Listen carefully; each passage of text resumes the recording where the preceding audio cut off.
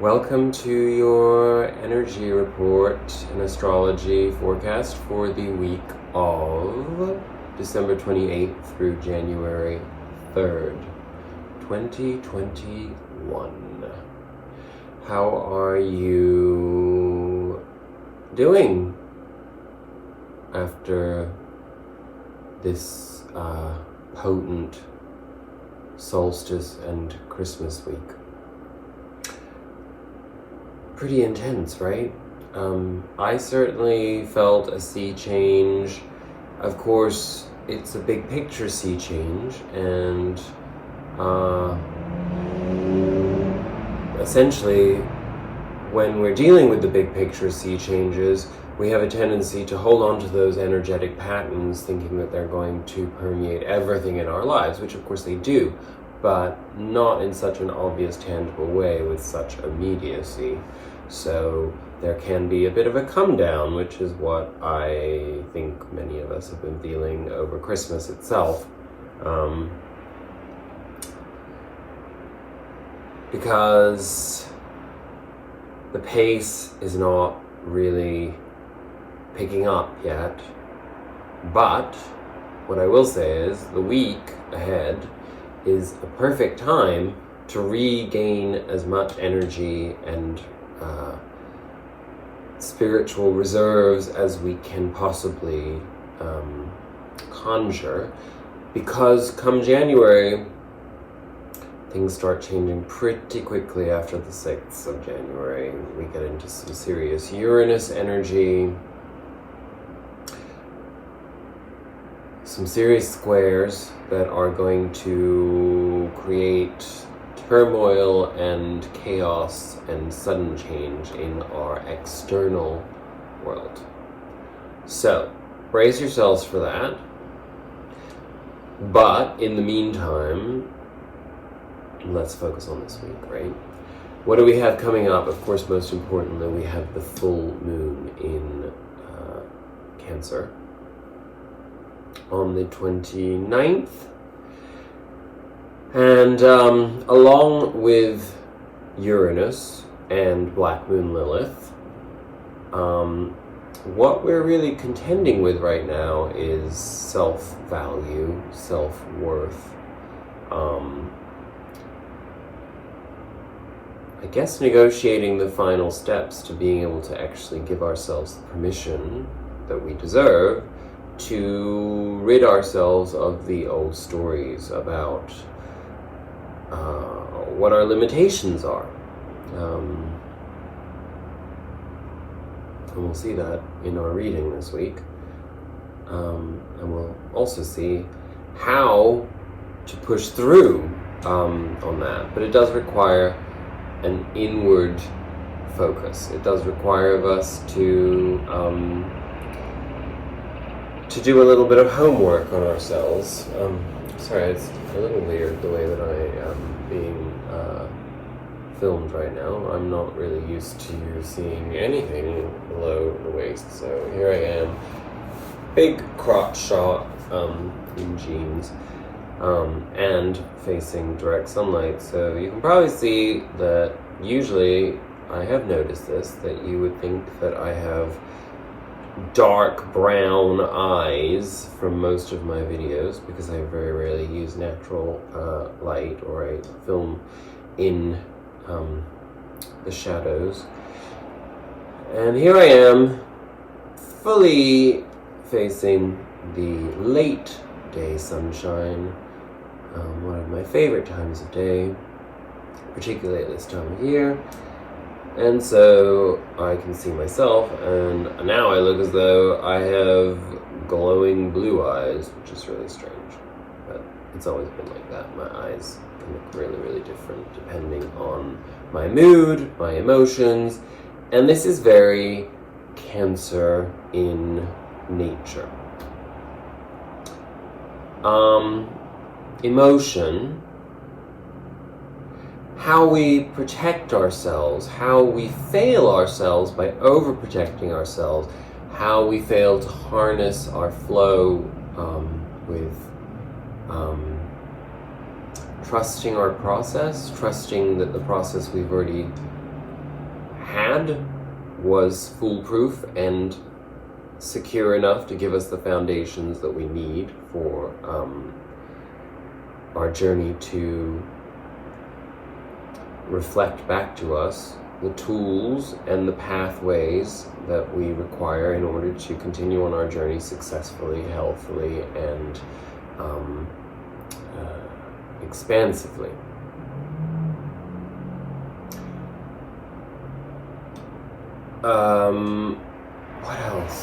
What else? I feel like there's something really important I'm forgetting, but oh well. Saturn and Jupiter, by the way, are still less than 1 degree apart. So if you wanted to see that Christmas star, or whatever you want to call it, that conjunction that we've been talking about, it's still visible.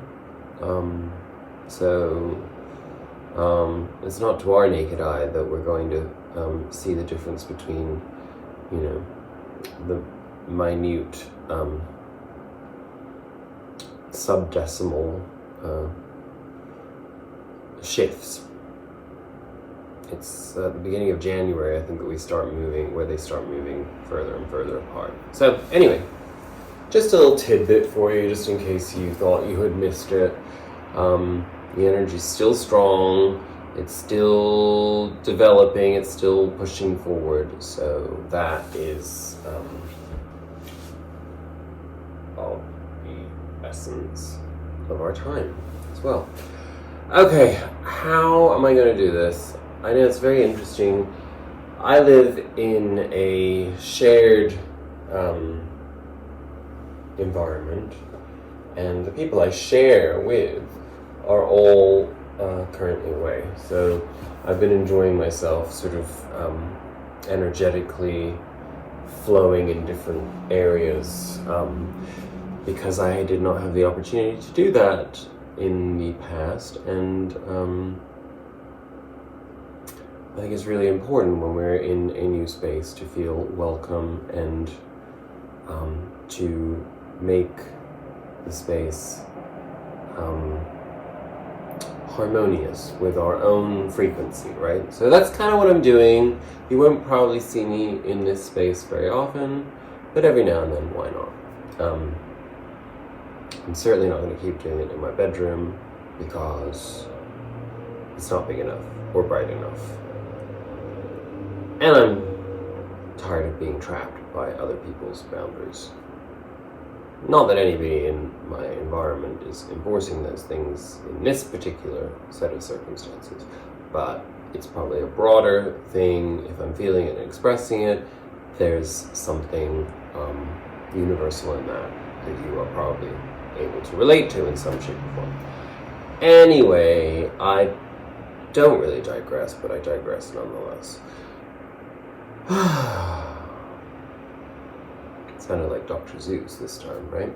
Okay, what are we going to do? So just so that you know, I pulled one Wisdom of the Oracle card.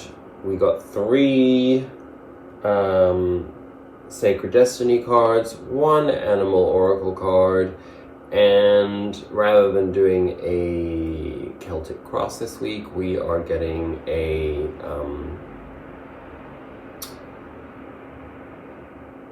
3 cards for the past, 3 cards for the present, 3 cards for the future, clarifiers from the Osho Zen deck, and they just kind of fell into place as Spirit desired.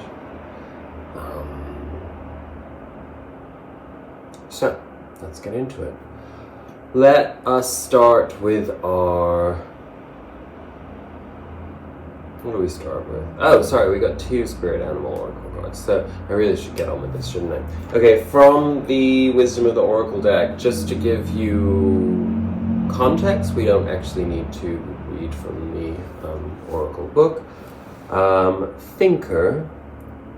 So this pretty much is establishing the state of mind that we're going to be in for this next week. Makes sense for a full moon in Cancer.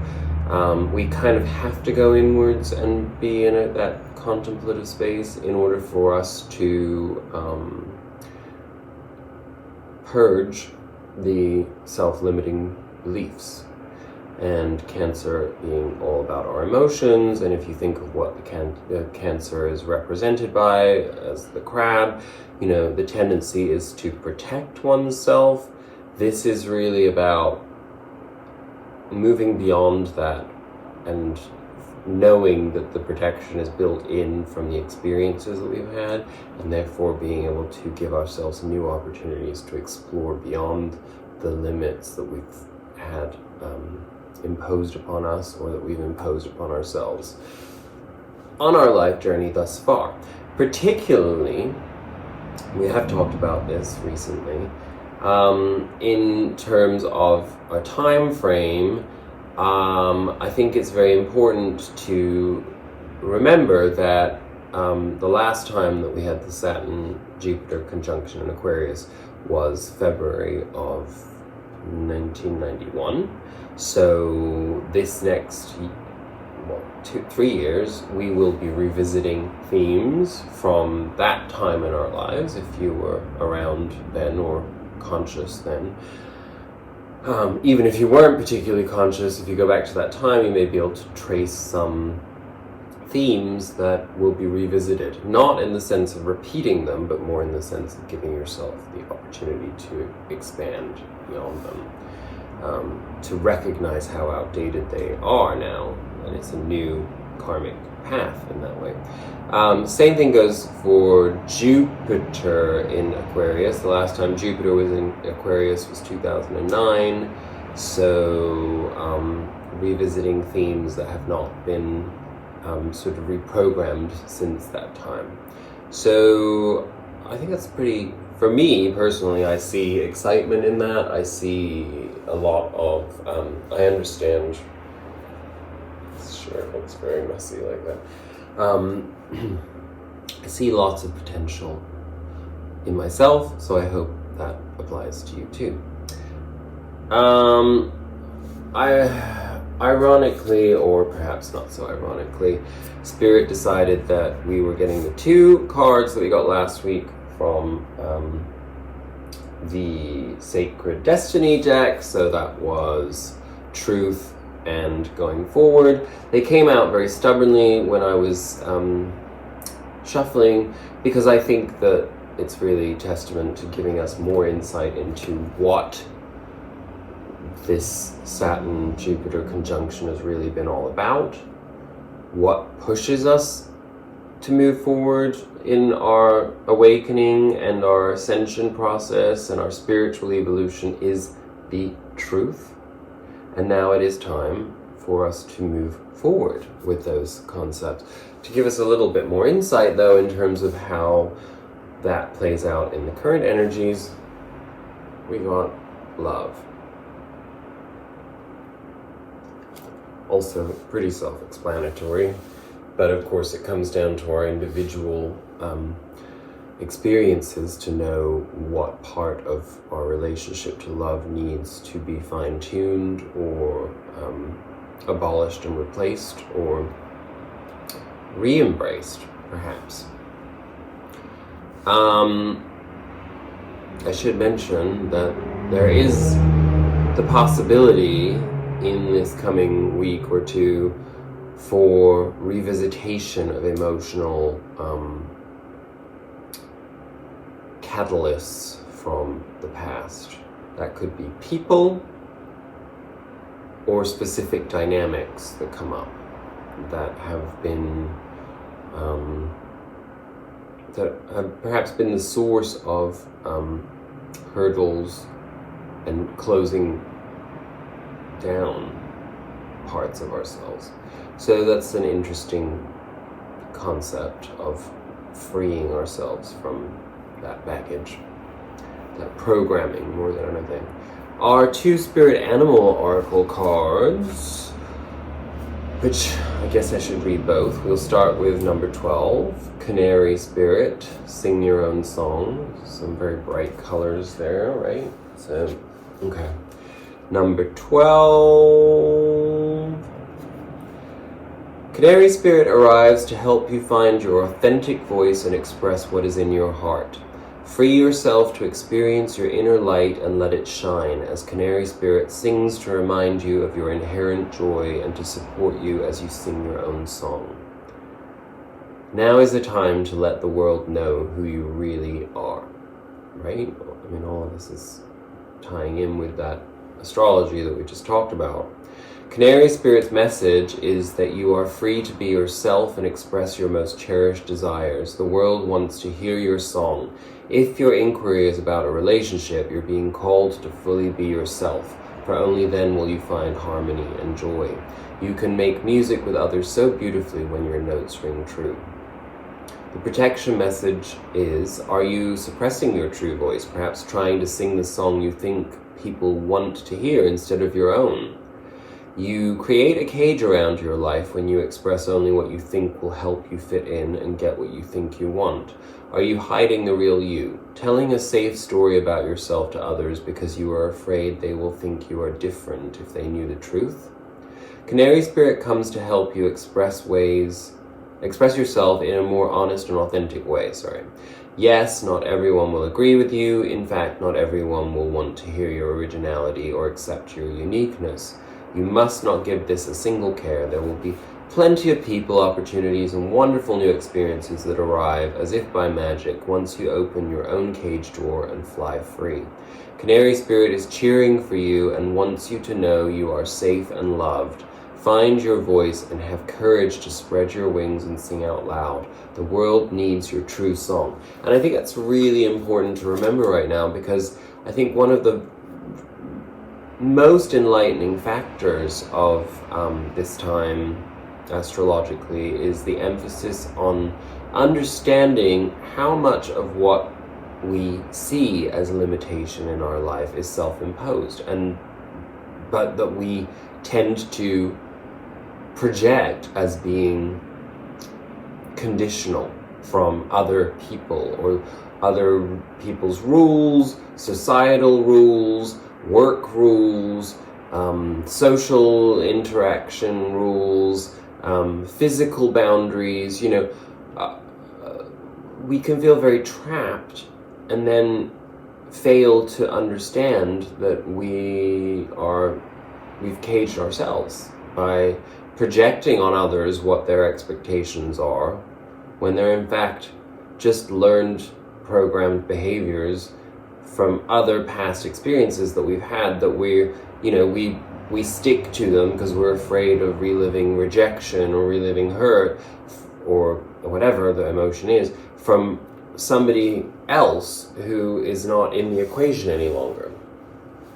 A past job or a past boyfriend or girlfriend or husband or wife or whatever, it's like parent, whatever. It's like, that experience with that one person is contingent on the dynamics of their astral chart, your astral chart, the energies of that particular moment astrologically, and all of the accumulated experience that both people have, that may be that, the lesson learned in that one particular lesson, in that one particular experience was entirely truthful, but that truth does not apply to your interaction with a different person, right? So we have to be aware of that. Where did I put that other card? Oh yeah. So the other one, Horse Spirit, freedom is yours, number 33. When Horse Spirit appears, you are gifted with the spirit of movement and freedom. So much of this reading is about freedom, I will let you know that. And Uranus is all about freedom too. So it's interesting that Uranus is going to be so pivotal in January, and actually throughout 2021 and beyond. It is a time for travel and adventure maybe more than travel, right now, whether that means a trip somewhere or taking a different type of journey. one of freedom of choice. The freedom of choice, perhaps, to view your rapport with people differently. Horse spirit reminds you that no matter the circumstance and how you view your relationship with yourself, what is your negative self-talk? And can you let go of that?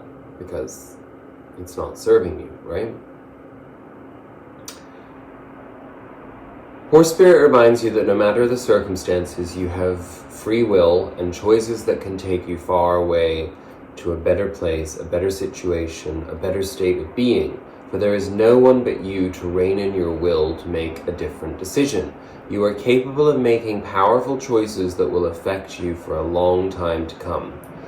Horses are social animals and known to be a friend to mankind, willing to carry us forward when we need it. Horse spirit reminds you that help will be available to you whenever you need it, and companions will be by your side wherever you choose to go, whatever direction you choose to travel.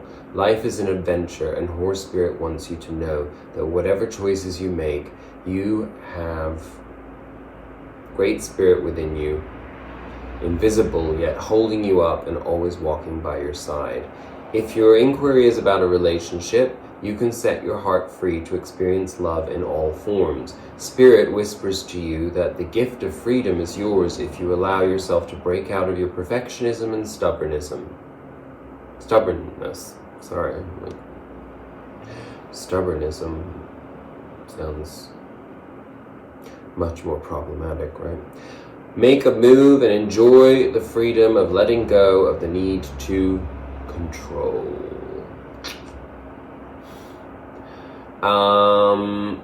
The protection message. I do feel that this is a week when we need the protection message. Full moons do tend to bring up a lot for us. Are you feeling stuck? Has your spirit been broken by challenges you have faced? Your current choices may not seem the best, but you are not seeing the clearing ahead when you can break free and run. Whatever your choices right now, they can lead you to exhilarating freedom, so trust the guidance of spirit. Horse Spirit is here to tell you that adventure calls, and you will soon realize your power is greater than you think. Perhaps your frustration and feeling of being fenced in are the results of being too much on your high horse, unwilling to come down to earth and join the herd that wants to support you.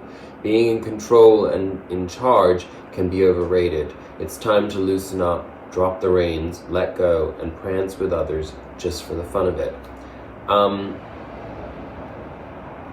Of course that's really easier said than done, because it's really hard sometimes to get into that frame of mind, and it's very easy to be cynical and judgmental and closed off because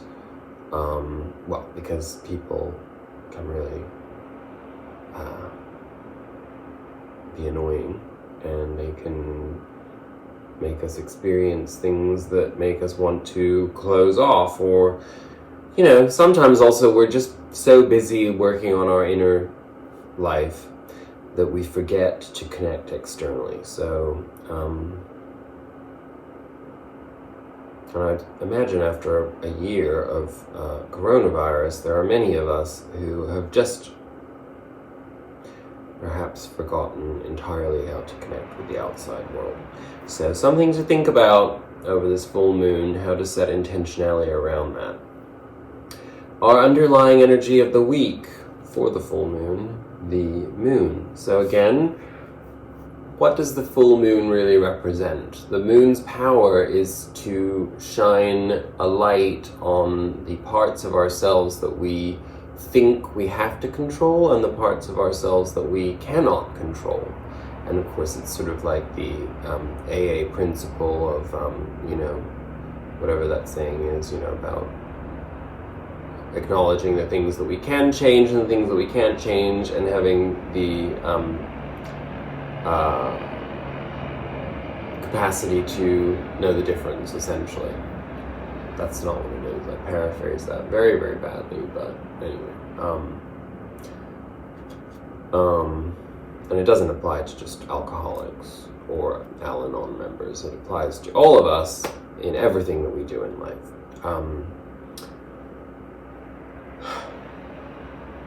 The clarifier of that from the Osho deck for our week is number 4, 4 of Cups, turning in.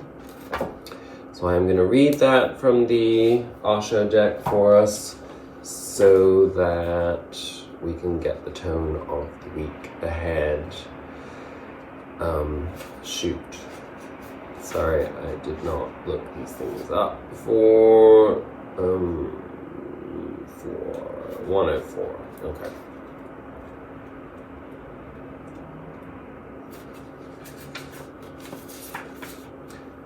Turning in is not a turning at all. Going inwards is not a going at all. Turning inwards simply means that you have been running around after this desire and that, and you have been running and running, and you have been coming again and again to frustration. That each desire brings misery, that there is no fulfillment through desire, that you never reach anywhere, that contentment is impossible. Seeing this truth, that running after desires takes you nowhere, you stop. Not that you make any effort to stop. If you make any effort to stop, it is again running in a subtle way. You are still desiring. Maybe now it is desirelessness that you desire. If you are making an effort to go in, you are still going out. Any effort can only take you out, outwards. All journeys are outward journeys. There is no inward journey. How can you journey inwards? You are already there. There is no point in going. When going stops, journeying disappears. When desiring is no more clouding your mind, you are in. This is called turning in. But it is not a turning at all. It is simply not going out. That sounded like such a riddle, but let's see what the commentary is on the card, because that might give us a little bit more insight into that.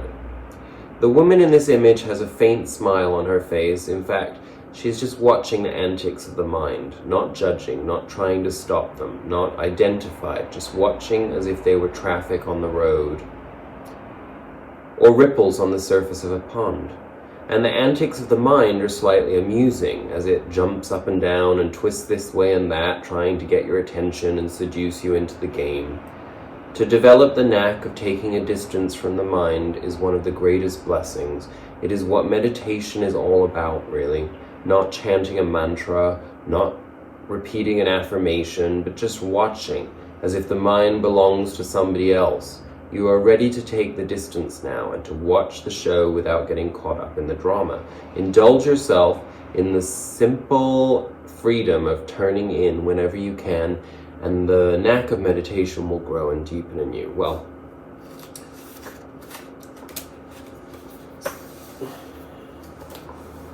yeah, it's about separating from the intentionality. It's from control.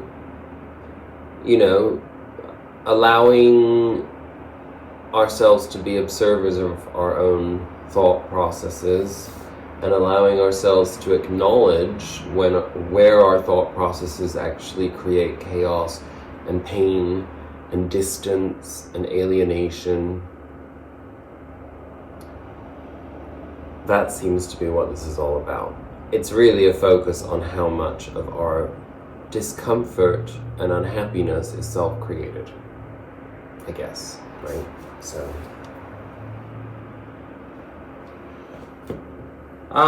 okay.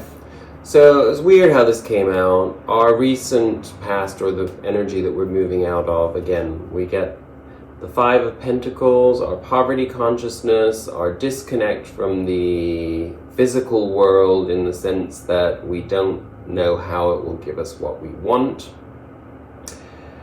And subsequently, that's essentially what we spent nearly all of 2020 working on. Our victory comes to clear that poverty consciousness out, which is really, in this case, about, you know, can we accept help from the universe, from spirit, and from others? Or do we not trust? Do we not dare to empower anybody else for fear of losing our own poverty consciousness. And in letting go of that, we do come into an understanding of the mechanism through the Three of Pentacles of the essence of life being about community and communion, and the need to find mirrors, to find catalysts in the people and dynamics, the social dynamics that we have, to see others in our lives as being integral to our processes. And that did come with an Osho clarifier for the entire past row. To sum it up, number 5, clinging to the past. So, of course, I have to read that for you. This is just the way the format is this week.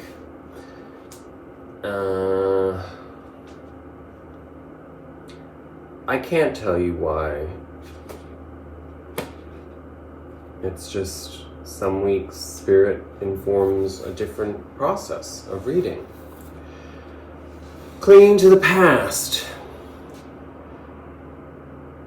Well, I guess I'll show you that if you can see it up close. I don't know if you can focus on that, but the figure pictured in this card is so preoccupied with clutching her box of memories that she has turned her back on the sparkling champagne glass of blessings available here and now. Her nostalgia for the past really makes her a blockhead, and a beggar besides, as we can see from her patched and ragged clothes. I don't know whether you can see that at all.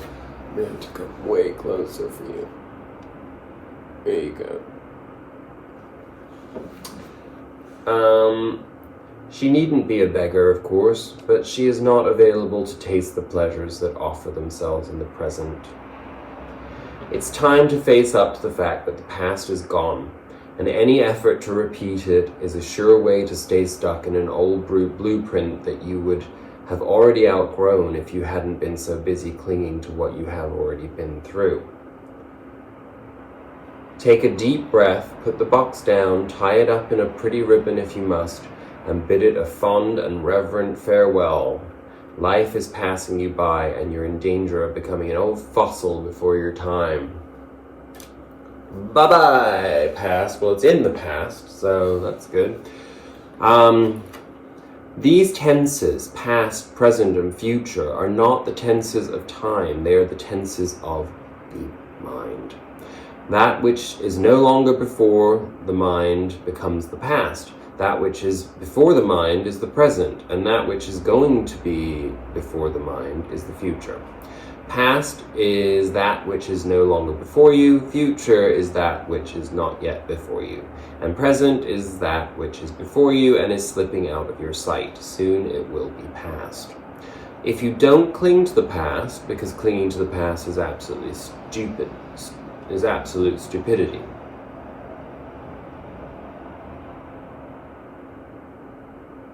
Oh, I see. It will be the past if you don't cling to it, in other words. It's no longer there, so you are crying for spilled milk. What is gone, and don't cling to the present, because that is also going, and soon it will be past. Don't cling to the future, hopes, imaginations, plans for tomorrow, because tomorrow will become today, will become yesterday. Everything is going to become yesterday. Everything is going to go out of your hands. Clinging will simply create misery. You will have to let go. That is pure Uranus energy there. You just have to keep moving. Being present and moving forward, you know? Okay. Well, I think we can get that message pretty easily. In our present, interestingly, I mean, the full moon does always bring up our insecurities, so we should be prepared for that. We have the 8 of Swords. All the limitations that we have to clear. That's what this full moon in Cancer is about. If you're going to do a ritual and set intentionality around it, letting go of those 8 swords, self-created beliefs about what limits us. I'm too fat, I'm too old, I'm not educated enough, I'm too ugly, these clothes don't look good, what's the point of me ever being seen, everyone's an asshole.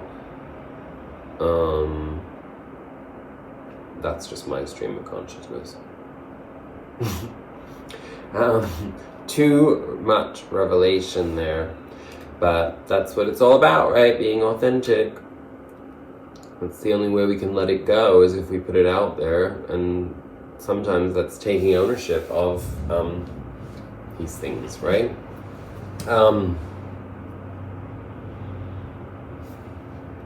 Next, at the center of our reading, we have the Ace of Cups. All of this is going to come into fruition and understanding when I read the clarifiers from the Osho deck, of what we're letting go of, again, with this full moon. This whole reading is essentially a full moon reading. Let's just be honest. And a New Year's reading too, right? So we move from the Eight of Swords into the Ace of Cups, which is really a fresh emotional start, because when we let go of those insecurities, we empty our cup so that we can fill it with new truths, new experiences, new flow. And that leads to the Empress, which is total receptivity, total expansiveness, fertility, fecundity, the capacity for infinite growth and for self-regeneration too. And the clarifiers are both about what we are letting go of. And the reason why they came out is clearly because they want us to go down the Zen path in our process this week. So I'm going to have to read both of them again. We got another 5. So all of the Agents of Chaos cards that we have here, it's like the 5 of Pentacles, the 5 of Cups, and this is, well, actually, it's the 5 of Pentacles again. Sorry, so we only have 2. But still, that's 3 5s. Agents of Chaos, karmic turnover.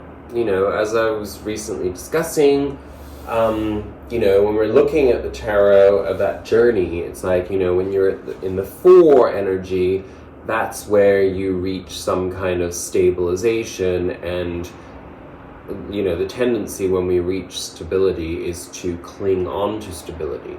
But the 5s come along to create chaos, to force us into seeing where the lack consciousness is and how that limits us. And as we move through that, then we go on to the 6, and the 6 is the victory over that lack mentality. So, and the other card was the 8 of Swords. So 8 of Swords clarified the 8 of Swords. So let's read those 2 energies from the Zen perspective. The 5 of Rainbows, the outside of 146.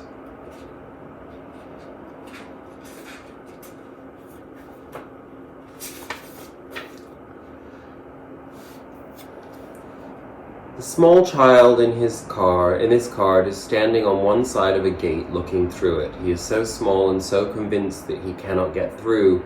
He cannot see that the chain is holding the gate. The chain that's holding the gate is not locked. All he has to do is open it. Whenever we feel left out or excluded, it brings up this feeling of being a small, helpless child. It's not surprising, as the feeling is deeply rooted in our earliest childhood experiences.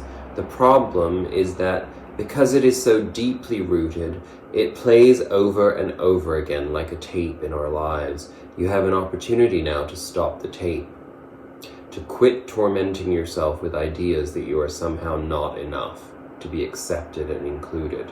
Recognize the roots of these feelings in the past and let go of the old pain.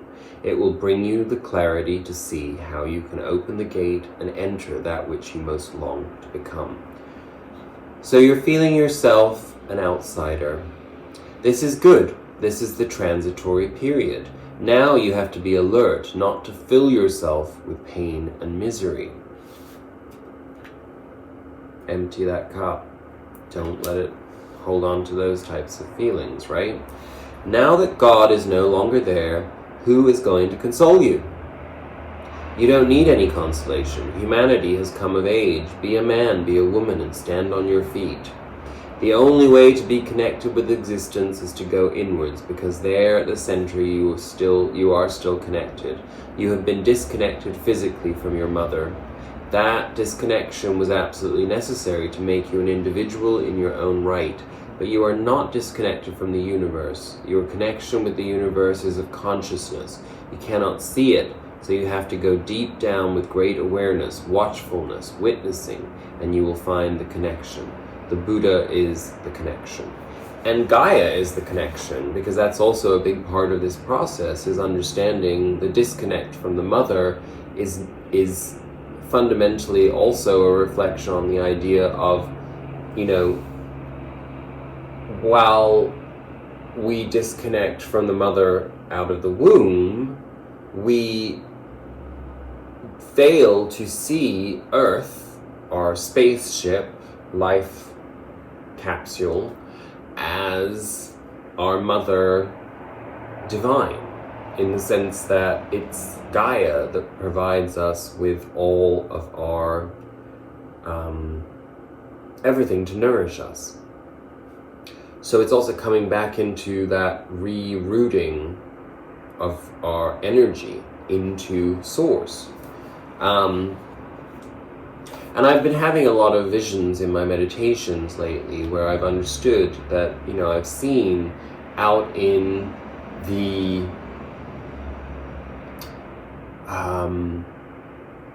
universe, the infinite universe, that within our life source energy, because I think there are many, many portals in the universe, there's this, it's kind of like the sun, but it's like more like it looks more like the moon to me, but it's really, really, really, really far away, and it just lets out this constant frequency that nourishes the entire, maybe it's the entire universe, maybe it's just that part of the universe that I tap into. I don't know. Maybe I'm crazy. But that's how I've been seeing it. And those frequencies come down, and they basically, everything that we experience is a frequency, and some coming from that source. That's how our reality is built for us to experience. And that's why when we mess with frequencies, like introducing new technologies, whether that be radar or 5G or whatever, microwaves, the biology of the planet, the organisms of the planet, can be very disrupted by that, right? It all makes sense when you look at it that way, because it's interfering with the waves, the frequencies from that source. What was the other one? Oh, the other one. It's amazing how the light, as dusk is upon us, changes. Because I can see myself when I'm recording these things, so I can see how the light's hitting me, and it's really different now than it was 40 minutes ago. And of course that's the case, but I guess it ties in somehow what I was just talking about. This is the Eight of Swords. It's a slightly more horrendous depiction of this person, but it comes down to the same thing, because that's really what it feels like when you're in that Eight of Swords energy, for any of us that has gone through body dysmorphic syndrome, lack of self-acceptance, there's times certainly in my youth, when I could say that, I remember just feeling just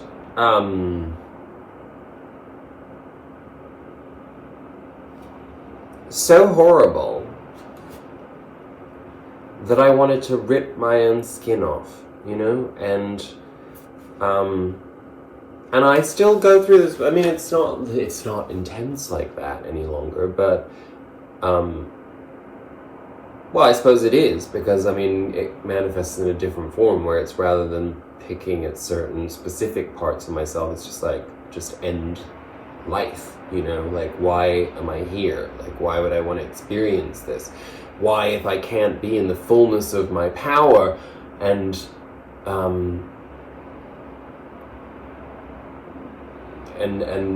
expansiveness, what's the point? And that's the truth. But at the same time, what I'm failing to focus on in that moment is that that's also up to me to turn around and to decide, because it's nobody else that's telling me how I should feel about myself, or if they've tried to, it's me that's allowed that to impact me, if that makes sense. Anyway, what does guilt have to say? We won't look at her again, because it's not necessarily, okay. Guilt is one of the most destructive emotions in which we can get caught. If we have wronged another or gone against our own truth, then of course we will feel bad. But to let ourselves be overwhelmed with guilt is to invite a migraine. It's really interesting that the Eight of Swords for them is equated with guilt, because I suppose guilt is probably at the core of that self-rejection in many ways. So something to think about there. We end up surrounded by nagging clouds of self-doubt and feelings of worthlessness, to the point where we cannot see any of the beauty and joy that life is trying to offer us. We all long to be better people, more loving, more aware, more true to ourselves. But when we punish ourselves for our failures by feeling guilty, we can get locked into a cycle of despair and hopelessness that robs us of all clarity about ourselves and the situations we encounter. You are absolutely okay as you are, and it's absolutely natural to go astray from time to time. Just learn from it, move on, and use the lesson not to make the same mistake again. And it is about that. It's about, the most powerful thing that we have at our fingertips is self-forgiveness. So often we think of forgiveness in terms of other people, but that's just not necessary. It's for those people to find self-forgiveness too, in which case their behaviors will probably change going forth, and they won't inflict those wounds on other people. And that's what we can really hope. It's too late to go back on what's already happened, right? So self-forgiveness is how we free ourselves to move forward.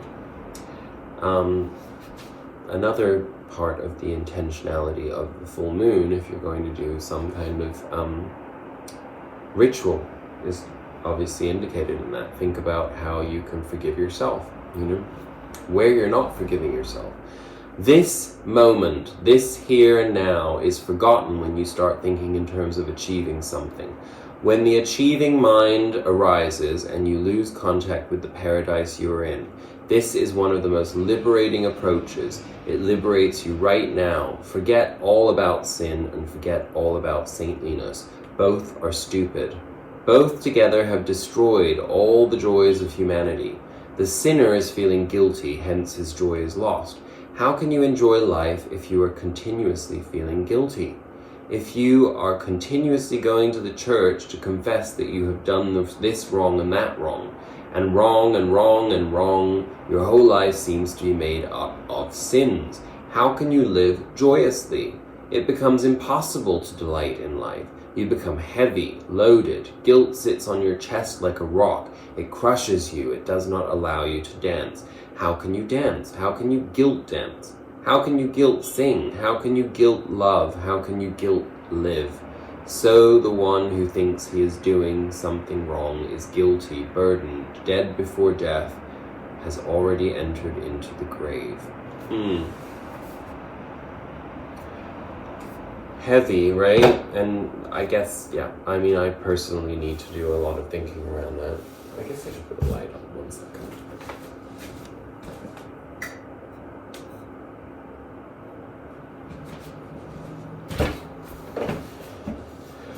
sure if that really makes any difference other than shining a weird light on the side of my face. But anyway. Very powerful. Definitely. This is a deeper process reading for us.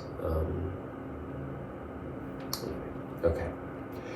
Moving into our future energies, we have the Three of Wands. We haven't seen the Three of Wands in a while, so that's also, usually that does accompany these inner process energies, because the idea is that we've done the work externally, or internally, should I say, and subsequently we then wait for our ships to come in. This person has mastered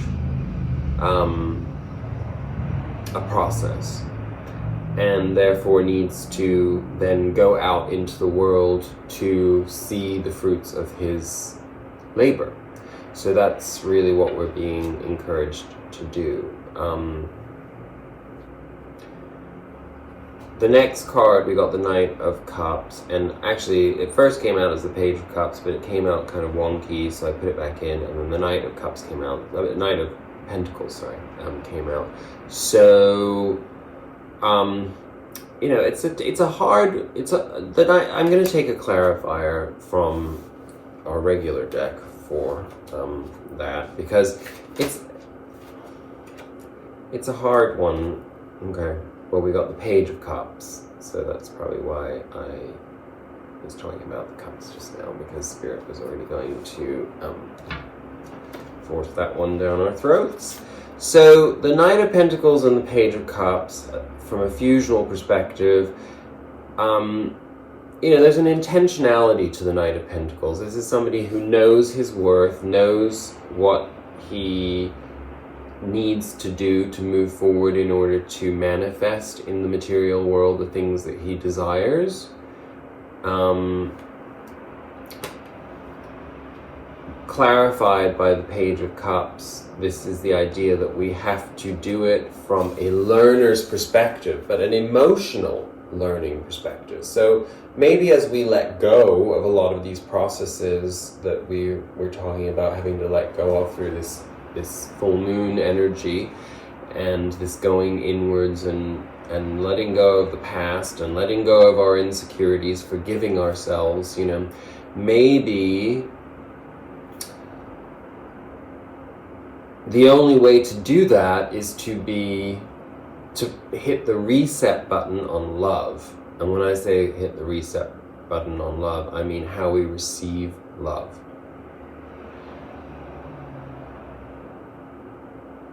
It's like, imagine if you, as a car driver, were told that because you hadn't driven your car for 10 or 20 years, that you need to go back and get a learner's permit. You know, it's kind of like that. It's like your reaction is going to be, fuck that, I know how to drive, I don't need to like go through all of that all over again. But the truth of the matter is that actually you don't, because you haven't been driving on the road, and that you're overly confident, you know, and you're holding on to old beliefs. So in a certain way, this is like with the reset button on how we perceive ourselves, how we think other people perceive us, how we receive love, and how we give love in return. You know, all of this is asking for a hard reset, and then for us to go out there as a learner again, unhindered by the past. Because 2021 is going to be a year about learning how to give and receive love. The nice twist on that is our outcome is the Wheel of Fortune. Wheel of Fortune keeps coming up, and the Wheel of Fortune in this shift is really, well, it's pretty unclear, especially as an outcome card. So I guess that's what the Wheel of Fortune in the future is really all about, is we don't know what's coming and we have no idea how it's going to manifest itself.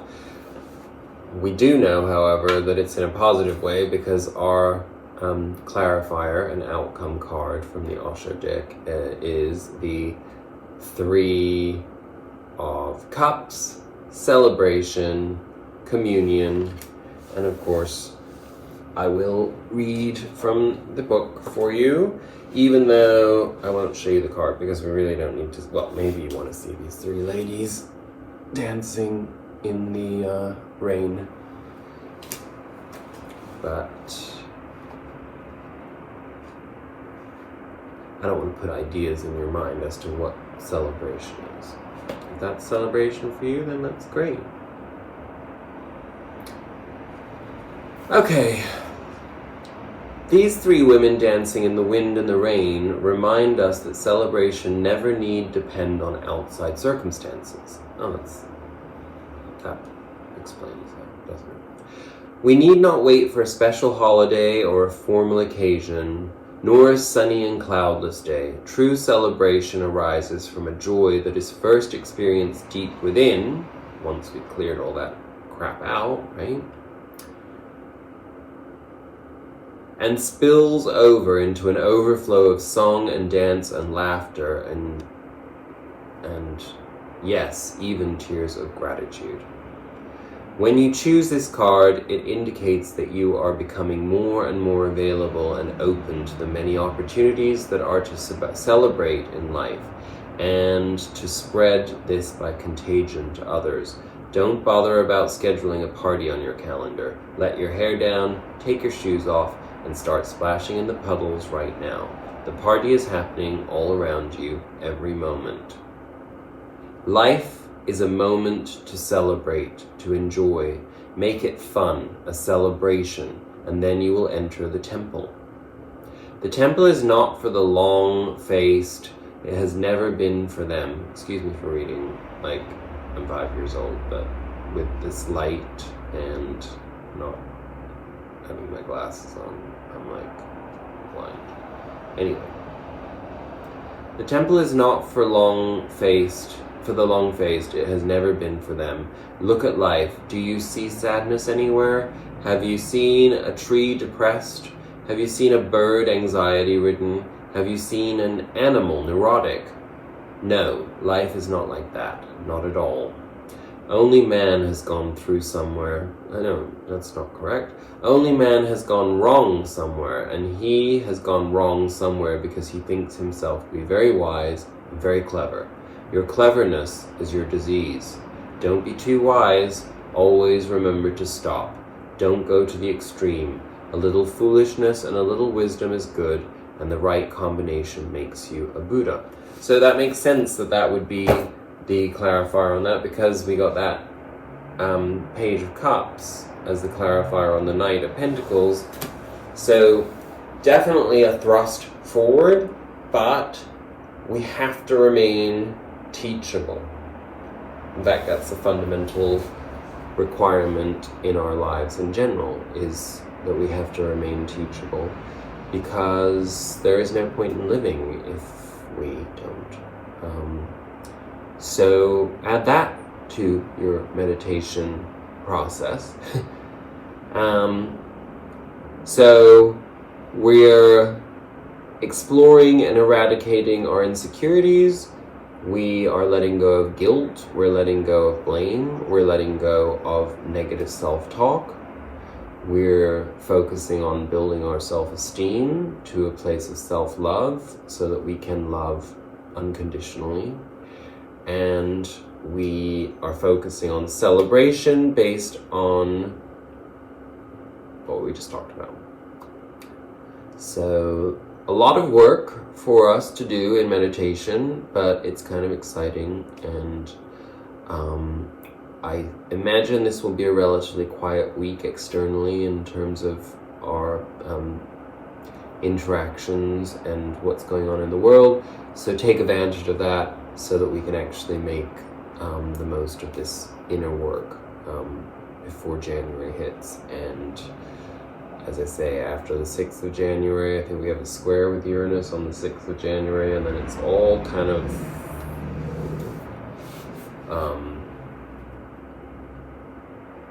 a new day.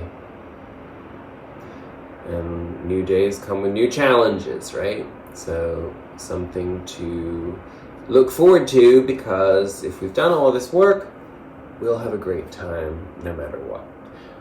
I will leave you on this note. I will wish you a wonderful, happy new year.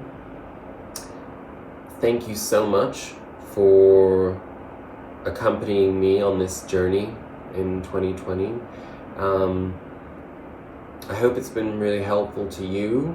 I hope it's been helpful just to have this community and this sense of interaction and getting a little insight into my life, and me being able to give insights from my life to help you individually and collectively. And I think 2021 is going to be really expansive, really exciting, full of twists and turns, and full of love, accomplishment, and victories. So that's it, right? I love you. Happy New Year and namaste.